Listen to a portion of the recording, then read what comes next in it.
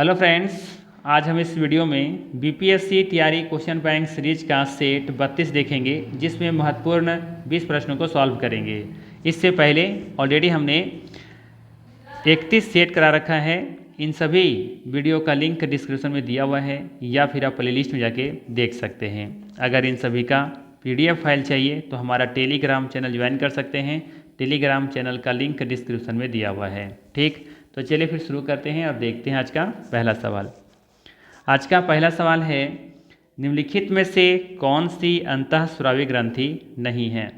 सवाल है, निम्नलिखित में से कौन सी अंतःस्रावी ग्रंथि नहीं है। ऑप्शन है थायराइड, पिट्यूटरी, लैक्रिमल, एक से अधिक होगा या फिर उपर्युक्त में से कोई नहीं। नीचे किस एग्जाम में पूछा गया है यहाँ पे मेंशन किया गया है, आप देखते चलिएगा। हर क्वेश्चन के नीचे दिया गया है कि किस एग्जाम में पूछा गया, ये मेंशन किया गया है। ठीक है, तो इसका सही आंसर होगा यहाँ पे, इस क्वेश्चन का सही आंसर है लैक्रिमल। लैक्रिमल अंतःस्रावी ग्रंथि नहीं है। हम लोग जानते हैं कि ग्रंथियाँ दो प्रकार की होती हैं, अंतःस्रावी ग्रंथि और बाह्य स्रावी ग्रंथि। तो लैक्रिमल बाह्य स्रावी ग्रंथि का उदाहरण है, जबकि थायराइड और पिट्यूटरी ये दोनों अंतःस्रावी ग्रंथि के उदाहरण हैं। ठीक है, आइए और भी विस्तार से जानने का प्रयास करते हैं। लैक्रिमल ग्रंथि आँख के पार्श्व छोर के ऊपर कक्षा के भीतर स्थित होता है। यह लगातार तरल पदार्थ छोड़ती है जो आँख की सतह को साफ और सुरक्षित रखता है, क्योंकि यह इसे चिकना बनाता है और नम बनाता है। इन लैक्रिमल स्रावों को सामान्यतः आंसू के रूप में जाना जाता है। ठीक है, अब आगे देखिए, जैसा कि हमने कहा कि इस ग्रंथियाँ दो प्रकार की होती हैं, एक होता है अंतःस्रावी ग्रंथि और एक होता है बाह्य स्रावी ग्रंथि। तो अंतःस्रावी ग्रंथि क्या होती है, देखिए कहता है अंतःस्रावी ग्रंथियों में ग्रंथि स्राव को लक्ष्य तक पहुंचाने के लिए इसमें क्या होती हैं, नलिकाएं नहीं होती हैं। अंतःस्रावी ग्रंथियों में ग्रंथि स्राव को लक्ष्य स्थान तक पहुंचाने के लिए इसमें नलिकाएं नहीं पाई जाती हैं, अतः इसे नलिका विहीन ग्रंथि भी कहते हैं। इनसे स्रावित पदार्थ उत्तक द्रव के माध्यम से सीधे रक्त में मुक्त होकर सारे शरीर में ये फैल जाते हैं। इन पदार्थों को हार्मोन्स कहते हैं। मानव की अंतःस्रावी ग्रंथियों के बारे में बात करें तो कौन कौन सा है, पीयूष ग्रंथि, थायराइड ग्रंथि, अधिवृक्क ग्रंथि, एड्रिनल ग्रंथि और पैराथायराइड ग्रंथि, और एक और है पिनियल ग्रंथि, पिनियल बॉडी। ठीक है, तो ये सभी आप देखेंगे कि अंतःस्रावी ग्रंथियों के उदाहरण हैं और ये सभी नलिका विहीन ग्रंथियाँ हैं। ठीक है, तो याद रखिएगा, पीयूष ग्रंथि, थायराइड ग्रंथि, अधिवृक्क ग्रंथि, एड्रिनल ग्रंथि, पैराथायराइड ग्रंथि, पिनियल बॉडी, ये सभी क्या हैं, ये सभी अंतःस्रावी ग्रंथियों के उदाहरण हैं और ये सभी नलिका विहीन ग्रंथियां होती हैं। इसमें नलिका नहीं पाई जाती हैं।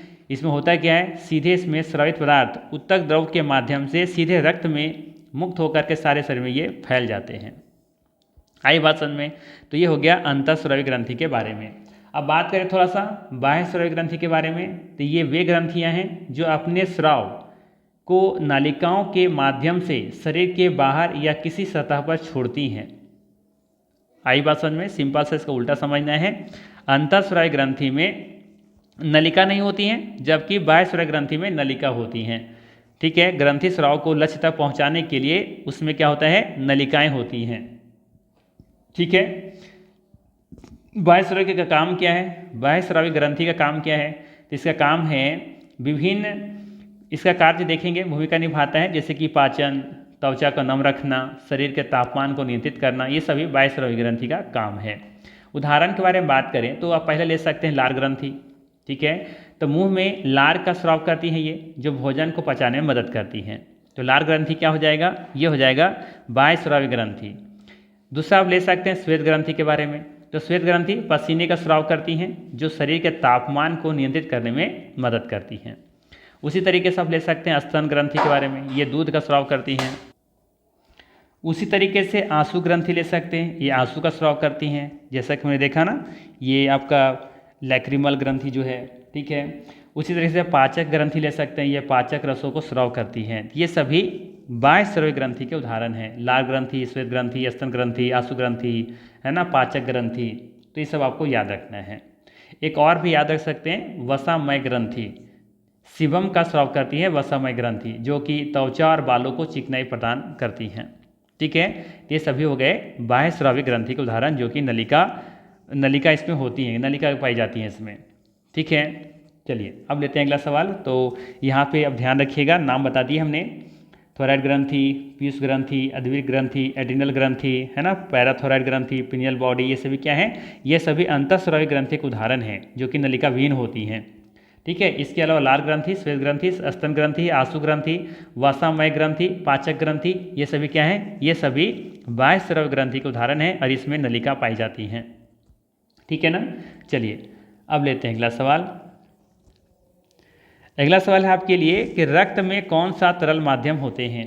बताना है कि रक्त में कौन सा तरल माध्यम होता है। ऑप्शन दे रखा है, प्लेटलेट्स जिसे हिंदी में विमाणु कहते हैं, प्लाज्मा, लिम्फ जिसे हिंदी कहते हैं लसिका कहते हैं इसे, एक से अधिक होगा या फिर उपयुक्त में से कोई नहीं। किस एग्जाम में पूछा गया, यहाँ पे मेंशन किया गया है। तो इसका सही आंसर हो जाएगा यहाँ पे ऑप्शन नंबर बी होगा, प्लाज्मा। ठीक है, रक्त में कौन सा तरल माध्यम होता है, प्लाज्मा होता है, जो कि पूरे ब्लड का, रुधिर का 55% होता है।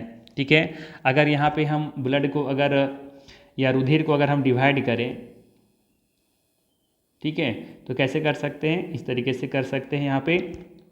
ठीक है, ये हो जाएगा आपका प्लाज्मा, प्लाज्मा। ठीक है, ये कितना परसेंट है, 55% होता है।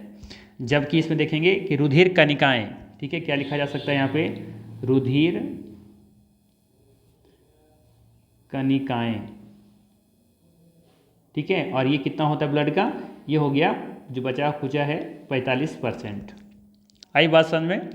अब इसी में आगे आप देखेंगे, ठीक है, तो जो प्लाज्मा का जो भाग है इसमें भी आपको दो भागों में बांटा जा सकता है। इसमें 90% जो होता है ना, 90% ये जल है, ये वाटर होता है 90%। ठीक है, जबकि 10% क्या है, 10% भाग जो होता है वो प्रोटीन, कार्बनिक चीज़ों से, अकार्बनिक पदार्थों से मिलकर के बने होते हैं। प्रोटीन है, ठीक है, कार्बनिक पदार्थों से मिलकर बना होता है प्लाज्मा। तो प्लाज्मा एक तरह से कह सकते हैं ये तरल माध्यम है। ठीक है, और ये इसमें 90% क्या होता है, जल होता है। बाकी 10% प्रोटीन, कार्बनिक एवं अकार्बनिक पदार्थ इसमें शामिल होते हैं। ठीक है, अब रुधिर कणिकाओं को भी हम आगे देखें तो इसको 3 भागों में बांट सकते हैं। कौन कौन, एक होता है आपका आरबीसी, दूसरा डब्ल्यूबीसी, ठीक है, और तीसरा होता है ये वाला आपका प्लेटलेट्स, जो कि थक्का जो होता है ना ब्लड, जैसे कहीं कट छट जाते हैं तो इसे जमाने का काम ही करता है प्लेटलेट्स। ठीक है ना, तो इस तरीके से आप याद रख सकते हो। बाकी आरबीसी का काम क्या है, डब्ल्यूबीसी का काम क्या है, तो आरबीसी का हम लोग जानते हैं कि ये ऑक्सीजन परिवहन का काम करता है। ठीक है, और डब्ल्यूबीसी का काम क्या है, तो ये रोगों से लड़ने का काम करता है। ठीक है, तो ये आप पूरा डायग्राम चाहे तो इस तरीके से याद रख सकते हैं आसान तरीके से। तो इसका फिलहाल पूछा था रक्त में कौन सा तरल माध्यम है, तो ये प्लाज्मा होता है, जो कि 55% होता है पूरा ब्लड का। चलिए अगला सवाल लेते हैं। अगला सवाल है आपके लिए कि पाचन के बाद प्रोटीन किस में परिवर्तित होते हैं। सवाल है, पाचन के बाद प्रोटीन किस में परिवर्तित होते हैं। ऑप्शन है एमिनो एसिड, स्टार्च, कार्बोहाइड्रेट, एक से अधिक होगा या फिर उपर्युक्त में से कोई नहीं। सही आंसर होगा इसका, ध्यान रखिएगा, प्रोटीन पाचन के बाद ये एमिनो एसिड में परिवर्तित हो जाता है। किसमें, एमिनो एसिड में हो जाता है। ठीक है, तो ये ऑप्शन यहाँ पे सही है। बाकी जानकारी और देख लेते हैं। पाचन क्रिया प्रारंभ होने पर प्रोटीन अमीनो एसिड में और वसा ग्लिसरॉल में और कार्बोहाइड्रेट सरल ग्लूकोज में टूट जाते हैं। ठीक है, इंपॉर्टेंट पॉइंट ध्यान में रखिएगा। पाचन क्रिया प्रारंभ होने पर प्रोटीन जो है ये अमीनो एसिड में बदल जाता है, वसा ग्लिसरॉल में बदल जाता है, कार्बोहाइड्रेट सरल ग्लूकोज में टूट जाता है। ठीक है, तो यहाँ से तीनों पॉइंट याद में रखिएगा, वसा ग्लिसरॉल में, प्रोटीन अमीनो एसिड में, कार्बोहाइड्रेट सरल ग्लूकोज में टूट जाते हैं। प्रोटीन एक जटिल नाइट्रोजन युक्त पदार्थ होता है जो लगभग 18 से 20 अमीनो एसिड के भिन्न भिन्न संयोगों से बना होता है। प्रोटीन शारीरिक वृद्धि एवं प्रक्रियाओं के लिए जरूरी होता है ना, जैसे कि शरीर का जैसे टूटा फूटा भाग को मरम्मत करने में काम करता है प्रोटीन। आप लोग जानते होंगे कि सोयाबीन में सबसे ज़्यादा प्रोटीन मिलता है, बाकी दाल वगैरह में तो प्रोटीन मिलता ही है, लेकिन सबसे ज़्यादा सोयाबीन में मिलता है। इसकी कमी से शारीरिक एवं मानसिक वृद्धि रुक जाती है। शिशुओं में कौन सा रोग होता है, सूखा रोग होता है, इसे मरम्मस कहते हैं। तथा क्वाशिक्योर है ना। क्वाशियोरकर नामक रोग इसकी कमी से होता है, अर्थात प्रोटीन की कमी से होता है। ठीक है, तो इन सब चीज़ों को ध्यान में रखिएगा। चलिए अगला सवाल है, रक्त में त्रुटिपूर्ण हीमोग्लोबिन निम्न में से किस में दिखता है। सवाल है, रक्त में त्रुटिपूर्ण हीमोग्लोबिन निम्न में से किस में दिखता है। ऑप्शन दे रखा है, दात्र कोशिका अरक्ता, रक्त गुल्म, हेमोफीलिया, एक से अधिक होगा या फिर उपयुक्त में से कोई नहीं। किस एग्जाम में पूछा गया, यहाँ पे मेंशन किया गया है। तो इसका सही आंसर हो जाएगा ए ऑप्शन, दात्र कोशिका अरक्ता। रक्त में त्रुटिपूर्ण हीमोग्लोबिन दात्र कोशिका अरक्ता में दिखता है। दात्र कोशिका अरक्ता एक अनुवांशिक विकार होता है, ये याद रखना है। दात्र कोशिका जो रक्ता होता है ना, ये अनुवांशिक विकार है जो बीटा ग्लोबिन जीन में उत्परिवर्तन के कारण ये होता है, जो दोषपूर्ण हीमोग्लोबिन प्रोटीन की ओर जाता है, जिसे हीमोग्लोबिन एस कहा जाता है। ठीक है, तो ये आप याद रख सकते हैं, सिंपल से याद रखिए कि रक्त में त्रुटिपूर्ण हीमोग्लोबिन किस में दिखता है, तो ये दात्र कोशिका अरक्ता में दिखता है, सिकल सेल एनीमिया में। ठीक है, चलिए अगला सवाल है आपके लिए, हमारे शरीर में मलेरिया परजीवी का भंडारण स्थल है। हमारे शरीर में मलेरिया परजीवी का भंडारण स्थल है, कौन सा है। पलीहा, पेट, अकृत, एक से अधिक होगा या फिर उपयुक्त में से कोई नहीं। किस एग्जाम में पूछा गया, यहाँ पे मेंशन किया गया है। तो इसका सही आंसर है लीवर। क्या हो जाएगा, लीवर हो जाएगा, अकृत हो जाएगा। ठीक है, याद रखिएगा, मलेरिया प्लाज्मोडियम प्रजाति के एक कोशिकीय परजीवी के कारण होता है। यह परजीवी सबसे ज़्यादा मच्छरों के काटने से इंसानों में फैलता है। मलेरिया के परजीवी किसी वाहक के माध्यम से किसी व्यक्ति के रक्त प्रवाह में पहुंच जाते हैं, तत्पश्चात अकृत में पहुंच जाते हैं, जहां वह 1 वर्ष तक निष्क्रिय रूप से रह सकते हैं। जब ये परजीवी परिपक्व हो जाते हैं, तब वे अकृत से निकल करके आरबीसी अर्थात कह सकते हैं लाल रक्त कणिकाओं को संक्रमित कर देते हैं। अतः हमारे शरीर में मलेरिया परजीवी का भंडारण स्थल कहाँ पे है, इसका सही आंसर क्या है, अकृत है, लीवर होगा।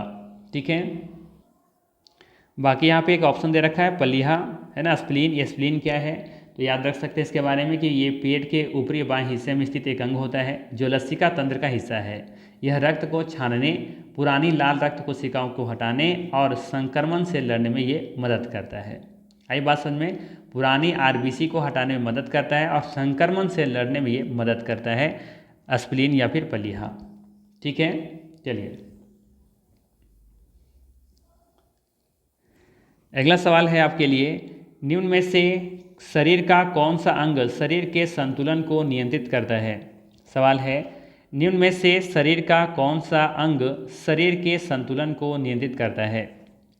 ऑप्शन है पसली, सेरेबेलम, कान, एक से अधिक होगा या फिर उपयुक्त में से कोई नहीं। आसान सा ऑप्शन दिया गया है, रिब्स, पसली तो होना नहीं है, कान तो होगा नहीं, है ना, क्योंकि हमारे शरीर को पूछा जा रहा है संतुलन कौन करता है, संतुलन को नियंत्रित कौन करता है, कंट्रोल कौन करता है, तो ये करता है सेरेबेलम।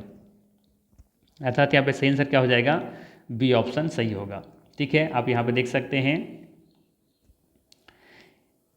ये है आपका मस्तिष्क। ठीक है ना, यही मस्तिष्क है। और ये हम मस्तिष्क में देखेंगे कि इसको 3 भागों में बांटा गया है ना, अग्र मस्तिष्क, मध्य मस्तिष्क और एक होता है आपका पश्च मस्तिष्क। ठीक है, ये वाला पार्ट पश्च मस्तिष्क। तो मस्तिष्क को 3 भागों में बांटा गया है। तो यहाँ पे आप देख सकते हैं कि ये जो पश्च मस्तिष्क है ना, इसी का एक भाग है अनुमस्तिष्क। ठीक है, इसी को क्या बोला जाता है, सेरिबेलम। और ये जो प्रमस्तिष्क है ना, इसे कहा जाता है ये सेरेब्रम।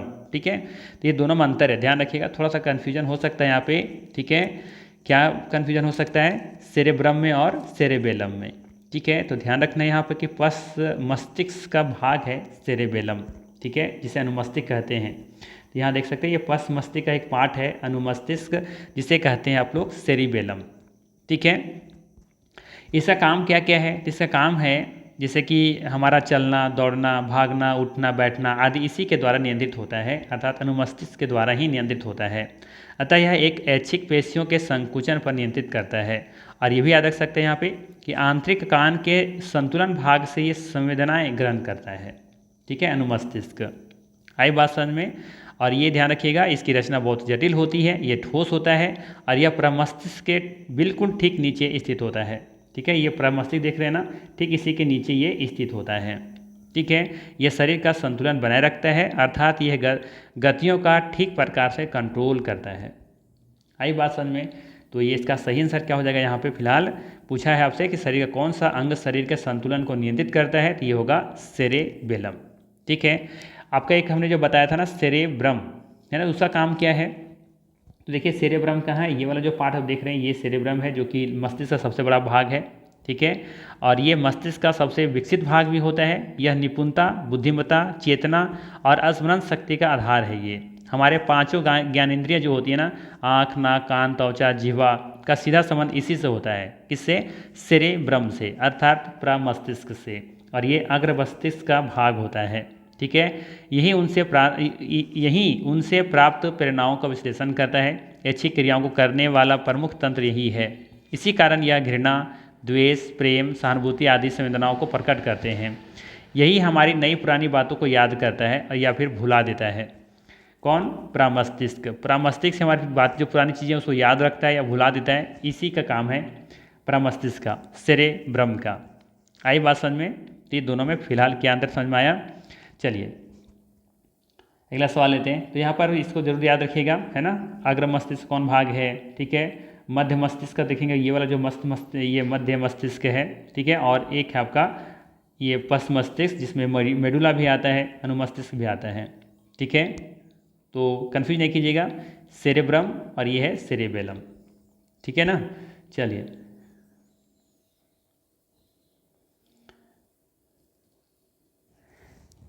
अगला सवाल है, आहार नली की दीवारों के संकुचन और विस्तार की गति कहलाती हैं। सवाल है, आहार नली की दीवारों के संकुचन और विस्तार की गति कहलाती हैं। क्या कहलाती हैं? स्थानांतरण, वाष्पोत्सर्जन, कर्मानुकुंचन, एक से अधिक होगा या फिर उपर्युक्त में से कोई नहीं।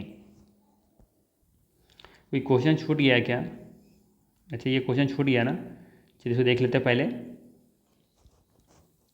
फ्लो में आगे बढ़ गए। चलिए इसको देख लेते हैं। निम्नलिखित में से कौन सा मादा जनन तंत्र का भाग नहीं है? सवाल है, निम्नलिखित में से कौन मादा जनन तंत्र का भाग नहीं है? ठीक है, अर्थात फीमेल का पार्ट नहीं है। गर्भाशय, अंडाशय, शुक्रवाहिका, उपर्युक्त में से अधिक होगा या फिर उपर्युक्त में से कोई नहीं। बीपीएससी टीआरई 3.0 1 to 12 11 to 12 के एग्जाम में पूछा गया सवाल है। तो इसका सही आंसर हो जाएगा यहाँ पे शुक्रवाहिका। शुक्रवाहिका देखेंगे कि ये नर जनन तंत्र का भाग है। ठीक है, याद रखना है शुक्रवाहिका नर जनन तंत्र का भाग है, जबकि गर्भाशय, अंडाशय ये दोनों मादा जनन तंत्र का भाग है।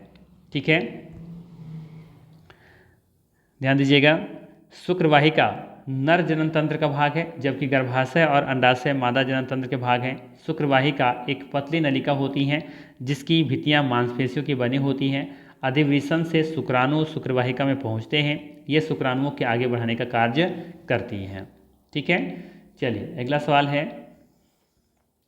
सवाल यही था हमारा, आहार नली के दीवारों के संकुचन और विस्तार की गति क्या क्या कहलाती हैं?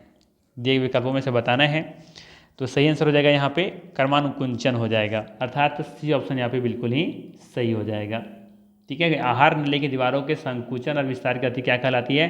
कर्मानुकुंचन कहलाती हैं।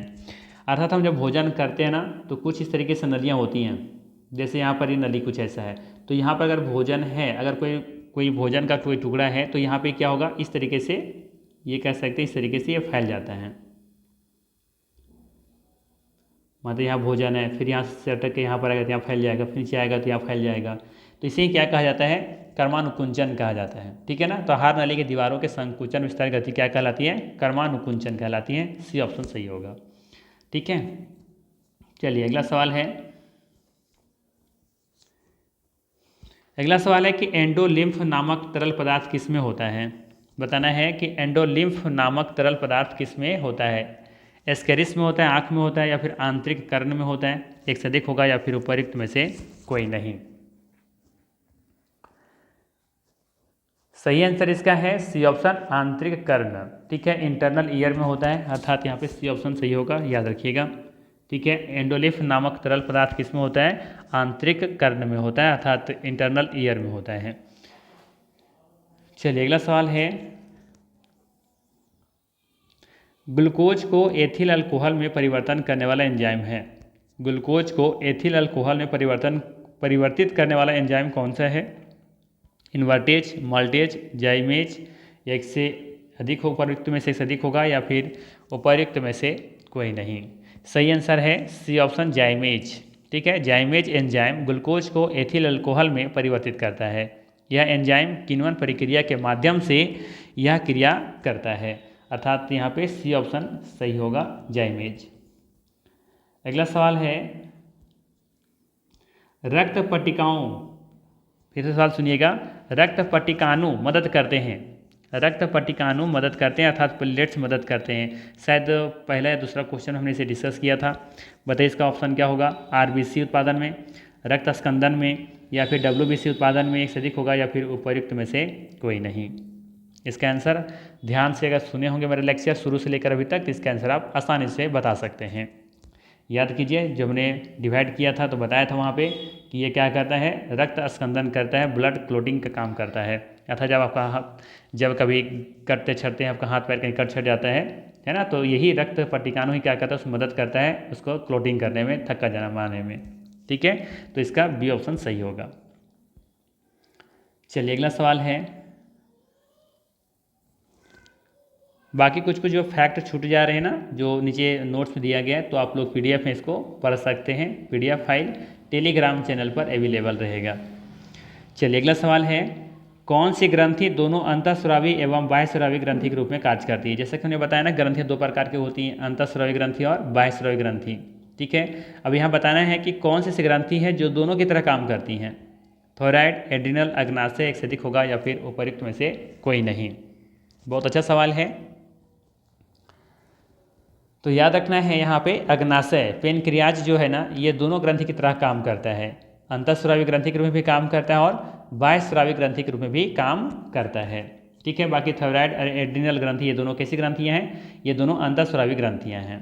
ठीक है, तो यहाँ पे सही आंसर क्या हो जाएगा, ऑप्शन नंबर सी हो जाएगा, अग्नाशय। ये बाह्यस्रावी और अंतःस्रावी ग्रंथि दोनों की तरह कार्य करती हैं। ठीक है, और समझते हैं इसके बारे में। अग्नाशय पेट का एक अंश है जिसमें अंतःस्रावी और बाह्यस्रावी होना चाहिए, यहाँ पे दोनों कार्य होते हैं। यह विभिन्न प्रकार के हार्मोन्स पैदा करते हैं जो ज़्यादातर रक्त शर्करा के स्तर को विनियमित करने से संबंधित है। एक बाह्यस्रावी ग्रंथि के रूप में यह अग्नाशयी द्रव का स्राव करती हैं। यहाँ पे ये नहीं होना चाहिए था। ठीक है, तग्नाशयी द्रव का ये स्राव करती हैं जिसमें बाइकार्बोनेट और पाचन एंजाइम होते हैं। ठीक है, यहाँ पे भी गलती लिखा हुआ है, बाइकार्बोनेट होना चाहिए था। ठीक है, जिसमें क्या होते हैं, बाइकार्बोनेट और पाचन एंजाइम होते हैं। ठीक है ना, तो ये थोड़ा सा यहाँ पे भी गलत टाइपिंग है, पीडीएफ में इसको सुधार दिया जाएगा, परेशान नहीं होना है। ठीक है, चलिए अगला सवाल है कि मानव गुर्दे में निस्पंदन इकाइयों को कहा जाता है। मानव गुर्दे में, किडनी में निस्पंदन जो होता है ना, फिल्ट्रेशन जिसको बोलते हो, इकाइयों को क्या कहा जाता है, नेफ्रॉन, न्यूट्रॉन, न्यूरॉन एक से अधिक होगा या फिर उपर्युक्त में से कोई नहीं। तो सही आंसर हो जाएगा इसका नेफ्रॉन। ठीक है, मानव गुर्दे में निस्पंदन इकाइयों को क्या कहा जाता है, नेफ्रॉन कहा जाता है। कोई दिक्कत नहीं होना चाहिए। नेफ्रॉन मुख्य रूप से रक्त को फिल्टर करने में महत्वपूर्ण भूमिका निभाता है। ठीक है, और ये भी याद रख सकते हैं कि नेफ्रॉन मूत्र उत्पादन के लिए कारखाने के रूप में कार्य करती हैं। ठीक, चलिए अगला सवाल है, टैकीकार्डिया में हृदय गति को जाती हैं। सवाल है, टैकीकार्डिया में हृदय गति हो जाती हैं, क्या हो जाती हैं, धीमी, सामान्य, तेज एक से अधिक होगा या फिर उपर्युक्त में से कोई नहीं। तो याद रखना है, टैकीकार्डिया हृदय की धड़कन के अनियमित होने से संबंधित एक सामान्य विकार है, एक बीमारी है। इसमें आराम की अवस्था में भी हृदय की गति सामान्य से बहुत अधिक तेज होती हैं, अर्थात यहाँ पे क्या हो जाएगा सही आंसर, फास्ट अर्थात तेज। टैकीकार्डिया हृदय में हृदय गति हो जाती है, क्या हो जाती हैं, तेज हो जाती हैं। ठीक है, बीमारी है टैकीकार्डिया, तो इसमें हृदय की गति क्या हो जाती है, तेज हो जाती हैं। आप अगर समान अवस्था में भी हैं, आराम की अवस्था में भी हैं, तो भी इसमें हृदय की गति क्या हो जाती है, सामान्य से बहुत अधिक तेज हो जाती हैं। ठीक है, तो सी ऑप्शन यहाँ पे सही होगा। सवाल है अगला, लैक्टियल्स निम्नलिखित में से किससे संबंधित होता है, दुग्ध उत्पादन से, लैक्टिक अम्ल स्राव से या फिर वसा अवशोषण से ठीक है, या फिर एक से अधिक होगा या फिर उपयुक्त में से कोई नहीं। यहाँ पे लैक्टियल्स दे करके थोड़ा सा कन्फ्यूजन हो सकता है कि दूध उत्पादन आप लोग का सोच रहे होंगे इसका आंसर हो सकता है ना, लेकिन ऐसा नहीं है। इसका सही आंसर क्या हो जाएगा, ये लैक्टियल्स वसा अवशोषण से संबंधित है। ठीक है, लैक्टियल्स को कार्य क्या है इसका, तो पाचन की क्रिया के दौरान लैक्टियल्स छोटी आंत से वसा और लिपिड के बड़े अणुओं से अवशोषित ये करते हैं। ठीक है, जो उन्हें दूधिया सफ़ेद रूप देता है। तो इसका सही आंसर क्या हो जाएगा, सी ऑप्शन, वसा अवशोषण। ठीक है, लैक्टियल्स वसा अवशोषण से संबंधित है। ठीक है, चलिए आगे देखते हैं। अगला सवाल है, उभयचर सांस लेने के लिए उपयोग में लाते हैं, क्या लाते हैं, फेफड़े, त्वचा, गिल, एक से अधिक होगा या फिर उपयुक्त में से कोई नहीं। तो उभयचर ऐसे जीव होते हैं जो जल और थल दोनों स्थान पर रह सकते हैं। उभयचर जीवों में श्वसन गलफड़ा से भी होता है, त्वचा से भी होता है और फेफड़ों से भी करते हैं। ठीक है, तो इसका सही आंसर क्या होगा, डी ऑप्शन हो जाएगा, उपयुक्त में से एक से अधिक, इसका सही आंसर हो जाएगा। और उभयचर प्राणी जो होते हैं ना, ज़्यादातर ये इनके जो खून होते हैं वो ठंडे होते हैं। ठीक है, तो ये ठंडे खून वाले जीव होते हैं। और इनके जो हार्ट होते हैं, दिल होते हैं, वो 3 कक्षीय होते हैं उभयचर प्राणी का। ठीक है, चलिए अगला सवाल लेते हैं। अगला सवाल है, लार का प्रमुख कार्य क्या है, प्रोटीन का अमीनो अम्ल में रूपांतरण, या फिर स्टार्च का मल्टोज में रूपांतरण, या फिर वसा का विटामिन में रूपांतरण। तो लार कहाँ पाया जाता है, मुख में, मुंह में पाया जाता है ना। तो यहाँ पे देखेंगे कि सबसे पहले यहाँ पे क्या होता है, यहाँ पे स्टार्च को मल्टोज में रूपांतरण होना शुरू होता है। ठीक है, तो इसका सही आंसर क्या हो जाएगा, बी ऑप्शन, स्टार्च का मल्टोज में रूपांतरण। लार का प्रमुख कार्य क्या है, स्टार्च का मल्टोज में रूपांतरण। बाकी तो प्रोटीन का अमीनो अम्ल में रूपांतरण और वसा का विटामिन में जो रूपांतरण होता है ये बाद की प्रक्रियाएँ हैं, है ना। चलिए, तो इसका सही आंसर क्या हो जाएगा, फिलहाल बी ऑप्शन सही हो जाएगा। चलिए अगला सवाल है, मानव आँख में किसी वस्तु का प्रतिबिंब कहाँ बनता है। सवाल है, मानव आँख में किसी वस्तु का प्रतिबिंब कहाँ बनता है। ऑप्शन है रेटिना पर, पुतली पर, परितारिका जिसे आइरिस कहते हैं, एक से अधिक होगा या फिर उपयुक्त में से कोई नहीं। तो ये भी आसान सा सवाल है, आँख के ठीक पीछे अर्थात रेटिना पर बनता है प्रतिबिंब। ठीक है, पुतली क्या है, तो आप देखेंगे जैसे अगर किसी का इमारती आँख है, ठीक है, और इसके बीच में आप देखेंगे एक इस तरीके का जो पार्ट होता है ना, ठीक है, तो ये वाला जो पार्ट आप देख रहे हैं, इसको हम लोग थोड़ा सा इसको डिफरेंट कलर कर देते हैं। ये क्या है, ये कह सकते हैं इसे परितारिका अर्थात आइरिस। और आइरिस क्या करता है, इसका काम है आँखों के अंदर जो प्रवेश करती है ना किरण, लाइट प्रकाश, तो कितनी मात्रा में प्रवेश करना है ये डिसाइड कौन करता है, परितारिका ही करता है। अर्थात प्रकाश जो प्रवेश करता है कहाँ से करता है, पुतली से करता है। तो पुतली को बड़ा छोटा करने का काम किसका है, आइरिस का है। और आइरिस आँखों का रंग भी तय करता है। ऐसे बोलते हैं ना किसी का आँख ब्राउन है, रेड है, तो इसका मतलब है इस आइरिस के बारे में बात कर रहे होते हैं। ठीक है, और पुतली कहाँ पे होता है, तो थोड़ा सा यहाँ पे देखिएगा, तो पुतली कुछ इस तरीके होता है ना, एक देखेंगे कि आइरिस के बीच में इस तरह से कुछ दिखेगा आपको। तो इसी पुतली को बड़ा छोटा करने का काम कौन करता है, यही आइरिस करता है, ये आइरिस करता है, ये वाला जो पार्ट है ग्रीन हम जो पार्ट बना दिए हैं। ठीक है, तो ये 3 चीज़ हो गए। अब यहाँ पर रेटिना का है, आँख के ठीक पीछे है ना, ये जो पुतली है या फिर परितारिका, इसके ठीक पीछे एक जो होता है वहाँ पे बना होता है रेटिना, जहाँ पे प्रतिबिंब बनता है। बाकी पुतली और परितारिका हमने बता दिया कि क्या होता है। और सबसे ऊपर में एक परत होता है, लेयर होता है, इसे बोलते हैं कॉर्निया। ठीक है, ये मोटा होता है, ठोस होता है और पारदर्शी बना होता है और ये मजबूत होता है। ठीक है, आँखों को कह सकते हैं ये रक्षा करता है, कौन, कॉर्निया, जो सबसे आँख का बाह्य परत होता है। चलिए अगला सवाल लेते हैं। और एक चीज़ ध्यान रखिएगा कि ये यहाँ पे आँखों में हम लोग को लगा होता है कौन सा लेंस लगा होता है, इधर दिया हुआ है क्या, नहीं दिया हुआ है। चलिए, आँख में लगा होता है उत्तल लेंस। कौन सा लेंस लगा होता है, उत्तल लेंस लगा होता है, उत्तल लेंस। ठीक है, और उत्तल लेंस हम लोग जानते होंगे, उत्तल लेंस वास्तविक और उल्टा प्रतिबिंब बनाता है। ठीक है, इसलिए यहाँ पे लिखा हुआ है कि मानव आँख के रेटिना पर बनने वाला प्रतिबिंब क्या होता है, वास्तविक होता है और उल्टा होता है। क्यों होता है ऐसा, क्योंकि हमारे आँखों में कौन सा लेंस लगा होता है, उत्तल लेंस लगा होता है। ठीक है, तो उत्तल लेंस क्या करता है, वो उत्तल लेंस का काम ही है प्रतिबिंब को वास्तविक बनाना, और उल्टा बनाना। ठीक है, याद रखना है। चलिए अगला सवाल है, हृदय केवल अशुद्ध रक्त को का ही पंप करता है, कौन करता है? ये कहाँ पे ऐसा होता है? शार्क के मामले में, वेल के मामले में, या फिर छिपकली के मामले में? बताना है कि हृदय केवल अशुद्ध रक्त का ही पंप करता है, किस मामले में? शार्क के मामले में, वेल के मामले में, छिपकली के मामले में, एक से अधिक होगा या फिर उपयुक्त में से कोई नहीं। सही आंसर हो जाएगा इसका शार्क के मामले में। हृदय केवल अशुद्ध रक्त का ही पंप कौन करता है? शार्क। ठीक है, ध्यान दीजिएगा, शार्क का हृदय केवल अशुद्ध रक्त का ही पंप करता है। शार्क में एक परिसंचरण तंत्र और 2 कक्षीय हृदय होता है। हृदय रक्त को गलफड़ों तक प्रवाहित करता है जो इसे ऑक्सीजन प्रदान करती है। यह ऑक्सीजन युक्त रक्त हृदय में लौटने से पहले पूरे शरीर और ऊतकों तक ये पहुँचाया जाता है। ठीक है, तो याद रखिएगा शार्क एक ऐसा जीव है जिसमें अशुद्ध रक्त का ही सिर्फ पंप होता है हार्ट में। ठीक है, चलिए अगला सवाल है, स्तनधारी में सामान्य श्वसन के दौरान डायफ्राम होता है। सवाल है, स्तनधारी में सामान्य श्वसन के दौरान डायफ्राम किस तरीके से होता है? धनुषाकार का होता है, चपटा होता है, या नीचे धंसा होता है? तो इसका सही आंसर हो जाएगा डी ऑप्शन, उपयुक्त में से एक से अधिक। समान श्वसन के दौरान डायफ्राम जो होता है ना, चपटा भी होता है, नीचे धंसा हुआ भी होता है। ठीक है, तो इसका सही आंसर क्या हो जाएगा? यहाँ पे डी ऑप्शन हो जाएगा। याद रखिएगा, स्तनधारियों में डायफ्राम फेफड़ों के नीचे स्थित श्वसन की एक प्रमुख मांसपेशी है। श्वसन क्रिया में सांस लेना और सांस छोड़ना ये शामिल होता है।